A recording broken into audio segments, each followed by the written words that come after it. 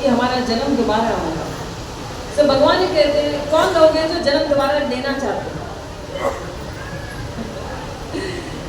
जो आते हैं इस्कॉन में उनको पता है कि दोबारा जन्म नहीं लेना है, पर जो नहीं जुड़े हैं वो सोचते हैं दोबारा जन्म लेंगे तो और अच्छा होगा। सो एनी केस दोबारा जन्म होता है, ये सत्य है। और किस आधार पर होता है? जिस आधार पर ये देह त्यागेंगे, जिस चेतना में ये शरीर त्यागेंगे, उस चेतना में अगला शरीर मिलने वाला है। मैं एक बहुत सुंदर बागेली एक स्टोरी सुनाऊंगी, एक कथा जो सत्य है, इस्कॉन में ही हुआ है। पुनर्जन्म हुआ किसी का, उसके लिए प्रभुपाद को उसने पहले जन्म में प्रभुपाद से मिले हैं वो, और दूसरा जन्म जब हुआ तब प्रभुपाद नहीं थे यहाँ। अभी उसकी चर्चा करेंगे हम। तो दोबारा जन्म होता है, ये शास्त्र कहते हैं। जिस चेतना में देह त्यागेंगे, अगला देह तैयार खड़ा है उसी चेतना में। यम यम वापी स्मरणम, भगवान 8वें अध्याय में भगवद गीता, सबके पास है ये भगवद गीता? सबके पास है? जिनके पास नहीं आज लेकर जाना। तो भगवान कहते हैं यम यम वापी स्मरण भाव पूजनते कलेवरम तम तमेवेति कौन्तेया सदा तद भाव भाविका। हे कुंती पुत्र, शरीर त्यागते समय मनुष्य जिस जिस भाव का स्मरण करता है वह उस भाव को निश्चित रूप से प्राप्त होता है। जिस भाव में देह त्यागेंगे, अगला देह उसी भाव से मिलने वाला है। इसको कैसे समझेंगे? जो चिंतन कर रहे थे और मृत्यु आ गई तो अगला देह वैसा है। अगर कोई पुरुष है और उसकी मृत्यु एकदम से आ गई और उसका ध्यान किसी स्त्री में था, उसकी गर्लफ्रेंड है, वाइफ है, उसको बहुत देर प्यार है उससे, स्त्री किसी भी देह में हो सकती है, पुत्री भी हो सकती है, तो उसको उससे बहुत लगाव है और मृत्यु आ गई, उसका ध्यान उसी में रह गया। अगला देह किसका मिलने वाला है? स्त्री का। अगला देह स्त्री का मिल जाएगा पुरुष को। पुरुष का ध्यान स्त्री में है तो स्त्री का ध्यान पुरुष में है तो पुरुष का। इट इज अ फैक्ट, ये सत्य है। जिस भाव में त्यागेंगे, गुरबाणी में तो इतना क्या कहा कि अंतकाल जो सिमरे लक्ष्मी ऐसी चिंता में जो गए, जो अंतिम घड़ी में आप पूरा जीवन धन ही से मरते रहे, मुझे और धन कमाना है और कमाना है, अभी मेरी तनख्वाह कम है, अभी मेरे बिजनेस में कम मुनाफा है, मुझे और मुनाफा चाहिए। बस धन के पीछे पागल थे, धन के पीछे इतना पागल थे कि भगवान को भी भूल गए। रात दिन धन कमाने में लगे, रात दिन लगे कि और धन कमाना है और पैसा चाहिए। और अगर मृत्यु आ गई, क्योंकि भगवान ने सब कुछ बताया है, मृत्यु का समय नहीं पता है किसी को। मृत्यु का समय आपको बड़े से बड़ा ज्योतिषी भी नहीं बता सकता। वो आपको दिन बता देगा, शायद साल बता देगा, घड़ी नहीं बता पाएगा कि आप किस क्षण मृत्यु को प्राप्त होते हैं। उस क्षण की चेतना कार्य करेगी अगले दिन को क्या। सपोज आप धन के पीछे पूरा जीवन भागते रहे, आपने भगवान का नाम ही नहीं जपा, आपको रोज कोई कहता रहा भगवान का नाम जप लो, चिंतन कर लो, आपने नहीं किया, पर आप धन के लिए तो पागल थे। भगवान के नाम के लिए आपको कोई कहता है सुबह 4 बजे उठ के, 5 बजे उठ के, 6 बजे उठ के, 8 बजे, 10 बजे, इतने बजे भी कर लो, कोई नियम नहीं है। शुरू में कोई नियम नहीं है, आपको आदत डालनी है, जब करनी है, तब आप कहते हो समय नहीं है। अगर कोई कहता है, अगर बिजनेस करते हो तो कोई कहता है मैं आपके लिए अभी 10 लाख का, 5 लाख का या 1 लाख का भी चेक लेके खड़ा हूँ, आप इतने बजे आके ले लेना, आप सारी रात सोओगे नहीं और कब दिन घड़ी देखते रहोगे बार बार, कब जाए चेक लेने के लिए, कब जाए उससे पैसा लेने। तो इसी से पता चल जाता है हमारा झुकाव कहाँ है। कोई कहते हैं हाँ मुझे तो भगवान से बहुत प्यार है, हर इतवार मंदिर जाता हूँ, पर कोई जप करने के लिए कहते हैं तो कहते हैं समय नहीं है, बस इतवार को समय निकाल के किसी तरह आ जाता है, इतनी भक्ति मेरे लिए बहुत है। आपके कहने से कुछ नहीं होगा, आप अपने मन से कुछ भी बनाते रहिए।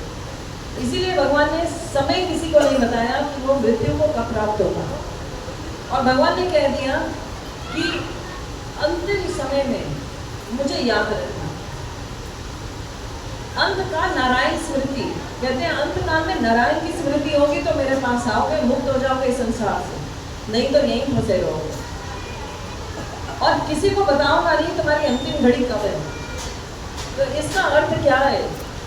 भगवान कहते हैं मुझे याद रखोगे, अंतिम घड़ी में अंतिम क्षण में, ये नहीं ना बीच में या कभी जब तुम 10 साल के थे, 20 साल के थे, या 30 साल के थे, या 25 साल के थे, या 50 साल के थे, तब याद करते हैं। उन्होंने कहा अंतिम क्षण में, और अंतिम घड़ी किसी को नहीं पता।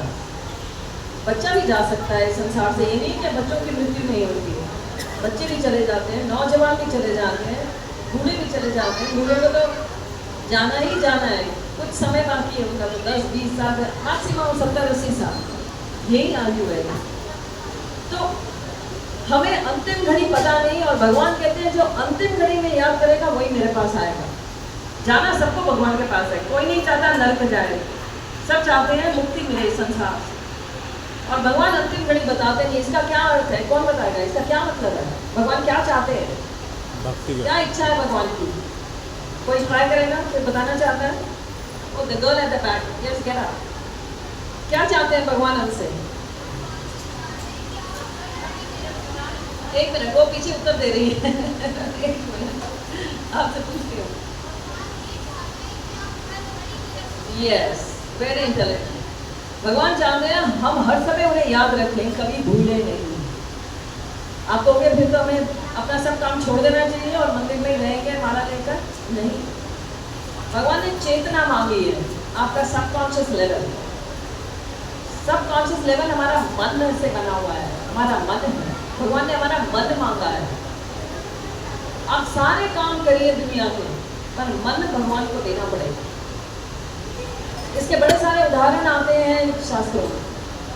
जिस प्रकार नामदेव जी कहते हैं, जिस प्रकार स्त्री अपने छोटे बच्चे को जब जन्म लेता है, जो माँ है उस बच्चे का बड़ा ख्याल करती है, लालन पोषण करती है, और घर के भी सारे काम कर लेती है। अपने बच्चे को एक कमरे में सुलाती है, तो दूसरे कमरे में होगी तो उसको इतना पता रहता है, इतना ध्यान उसका वहाँ है कि बच्चा करवट ले रहा है, बच्चा मुँह कर रहा है, आँख कर रहा है, उसका ध्यान वही है। तो जानती है उसके बच्चे ने कब करवट ली, बच्चा कब मुंह खोल रहा है, कब क्या कर रहा है, चाहे वो कमरे से बाहर है, क्योंकि उसका ध्यान ना लगा।